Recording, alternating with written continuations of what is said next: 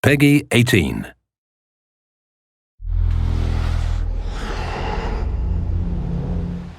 Hi, my name is Ashraf Ismail, Game Director of Assassin's Creed 4 Black Flag, and I'm very proud to be showing off the Caribbean open world.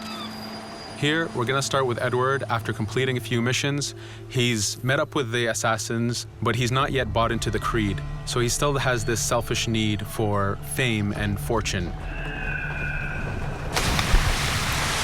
Edward is one of the most unique characters we've created for the Assassin's Creed universe. He is a man who is still trying to figure out who he is in life and what he wants to get out of it. At this point in the story, he still wants that fame, so one way to get it is to complete these assassination contracts. This is a way to make money and to gain a bit of notoriety. So here we go. We have 2 targets to take out, 2 Templar brothers. So we're going to accept the contract, and the world map is going to show us where this contract takes place. So we see here that the contract is actually very close to us. It starts in the village we're in, but as we zoom out, we want to show you the world that we have. Many locations, over 50 locations, centered by Cuba, the Bahamas, and Florida up north. This is a massive world. There's a lot to find and do in this Caribbean Sea.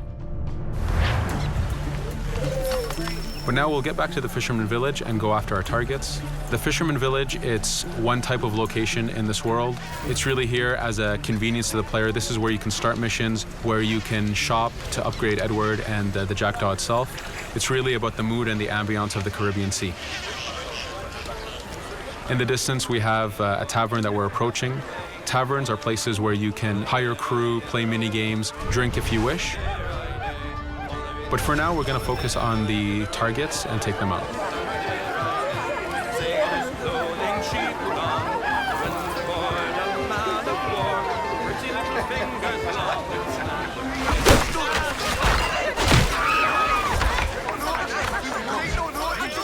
Now that we've taken out one brother, the other one's going to bolt.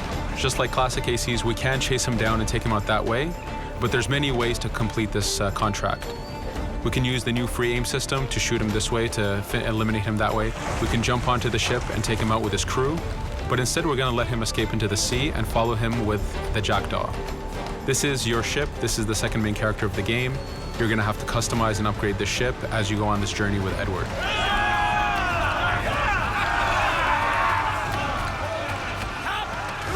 We've seamlessly gone from a ground chase right into a naval chase. We could destroy the ship and complete the contract that way, but instead, using the spyglass, we can see that he's carrying a lot of rum. Rum is important in the economy system. It's one way of making a lot of money if you sell it properly. So instead of destroying the ship, we're going to plunder that ship. Fire! Here you can see the upgrades that we've made into the naval combat. Using the front cannons, you can shoot chain shots to slow down the ship. Using the new round shot mechanic of trajectory aiming, you can aim for the hull and do a lot of damage this way. This specific enemy is what we call a frigate. Frigates are the type of ships that you need to destroy as fast as you can, because the longer the fight lasts, the more damage they're capable of doing. We have other enemy types like the Charger or the Man of War. The Man of War is a massive ship capable of carrying over 100 cannons. These are ships that you really need to upgrade to be able to face. But now that this frigate has been demasted, we can start the boarding. Boarding, it's very important. You are a pirate. This is how you gain cargo. This is how you take on ships. So here we can start the boarding from any orientation or angle we wish. The distance even matters.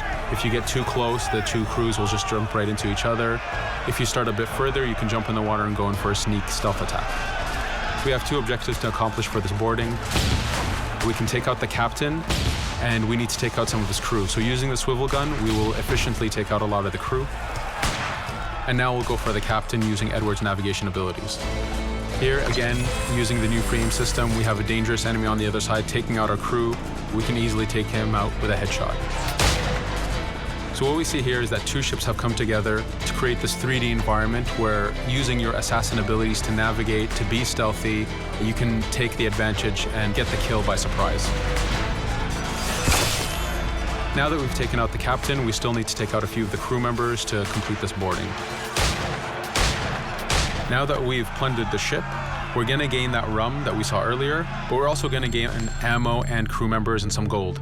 With every boarding, there's 3 options that you can do with that ship. You can gain crew members, you can send the ship to your fleet if you wish, or you can salvage a ship to repair the Jackdaw if you took too much damage in the fight. In this case, since we did well, we're going to send the ship to our fleet. Now that we're back in the Caribbean Sea, we needed to make sure that every minute something is being advertised to the player, something new for the player to do. In this case, we have this uncharted location. These are what we call playas. We have over 75 of these in the Caribbean world.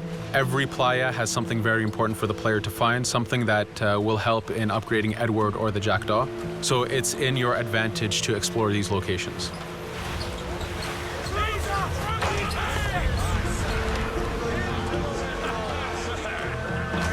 Again, for us, seamlessness is very important. We needed to be able to explore this Caribbean world without having too much interruption in the action. So being able to just let go of the wheel anywhere we want, jump into the water, and swim over to that location. This is very important for the mood and the immersiveness of this Caribbean open world. Here, as we get on the playa, in the distance we can see that there's a faction battle, but closer to us we can see that there's this poor drunken sailor who's passed away. But being a pirate, of course, we're going to loot his body and see what he has for us.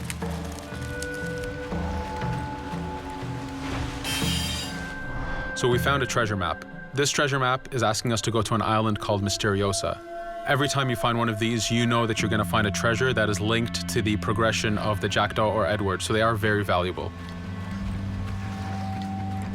Here we're going to take a look at that faction battle. We have a British ship facing off against a Spanish ship. We could jump in and take advantage of this opportunity, allowing each ship to weaken the other and for us to plunder both. But now we're going to make our way back to the Jackdaw. Again, this is the second main character of the game. There's a lot of customization and a lot of upgrading to do on the Jackdaw. You can upgrade all the weapons to fit the playstyle you wish. Now, as we get onto the Jackdaw, we can see that the crew is cheering for us. Edward has a really close relationship with his first mate, Adewale, standing right there, and with his crew. And this is something that you'll see later in the demo, that we can lose and gain crew members. Again, using the spyglass, we can really see the contents of a ship, but you can also assess the danger and threat level of these ships. But for now, we're going to continue to Misteriosa to find that treasure. Here we've crossed into a harpooning zone. The harpooning system is connected to the hunting system, which is used for upgrading Edward himself. So you can upgrade the number of weapons he carries, the ammo that you can carry, and even his health. But for now, we've moved past that zone and we've got into a storm. Storms are very dangerous. If you're not careful, if you don't know how to navigate a storm, you will take damage to your ship and you will lose crew members. In the distance, we can see a water spout. This is a tornado in the ocean. These are very dangerous. They can suck you in, and when they do, they tear the ship apart and take out your crew. Here we can see its effect on a ship. This poor ship got sucked in and got destroyed. Storms are very dangerous, but we wanted the player to take advantage of this. When you've mastered a storm, when you know how these systems work, you can pull enemies into a storm and let the storm do damage for you. So there is a strategic element to using a storm in the world.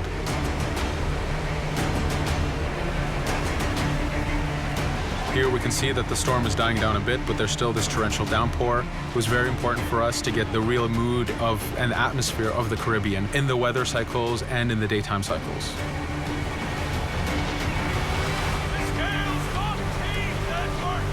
But here, since we've survived the storm, did pretty well, let's order our crew to sing. Sea shanties are a part of this game. It's a collectible that you can find in the world. So the more you find, the bigger playlist you have for your crew. But for now, we've made it to Misteriosa. So again, we're going to seamlessly get off our ship and explore this location. Misteriosa is a Mayan ruin. Mayan ruins are heavy with stealth and navigation capacities.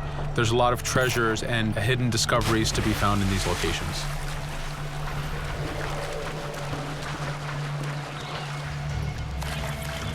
If we recall the treasure map, the treasure is hidden behind a temple. So just by quickly looking around, we can see that temple looks about right. So that's our objective, we'll head there. As we go this way, we can see there's a lot of guards on the beach. We could go in and fight them if we wish to, but to show off that this is a mini open world, we're gonna try to find a different route to get to our objective.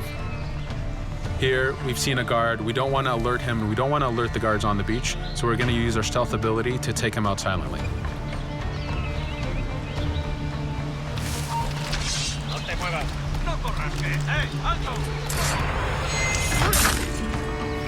With AC3, we were able to push the navigation in the frontier, which means using natural environments like trees and rocks and so on. Mayan ruins are the perfect place where we mix man-made structures and these natural environments. So you really get to feel how far the navigation abilities of the assassin have come since the original game. In the distance there, we can see another part of the island being blocked off by a patrol of guards.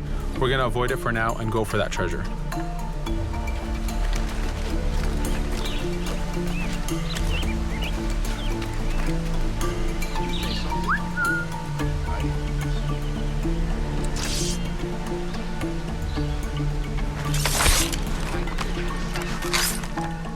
It's important for us to be able to give the players new tools, specifically for stealth. In this case, we have the blowpipe.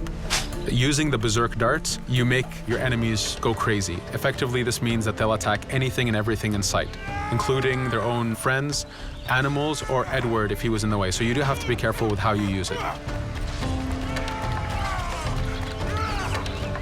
But now that we've caused a distraction, if we happen to fall down there, at least there's already a bit of damage done for us. But using our navigation skills, we're able to get past that area without any trouble. There in the distance, you can see the jackdaw placed exactly where you left it when you got onto this location. It's really important for us to show the beauty of this Caribbean world. The Caribbean has some amazing vistas, and we pushed ourselves to replicate this in the game.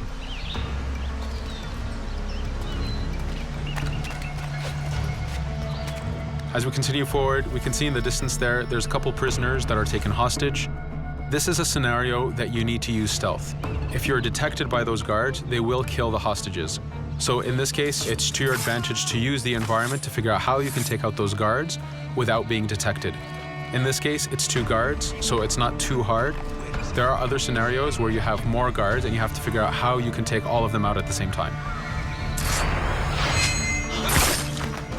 Now that we've freed these prisoners, they are more than happy to join our crew. This is just one way of gaining crew members. As mentioned earlier, there's the taverns. There's actually many different setups of gaining crew.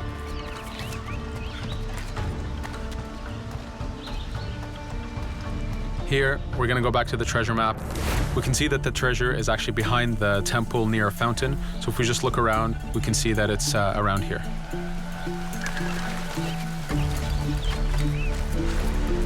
Now that we've found the treasure, what we've actually found is a blueprint. Blueprints are incredibly valuable for the upgrading of the jackdaw. This is how you can upgrade the biggest and most devastating upgrades of the ship.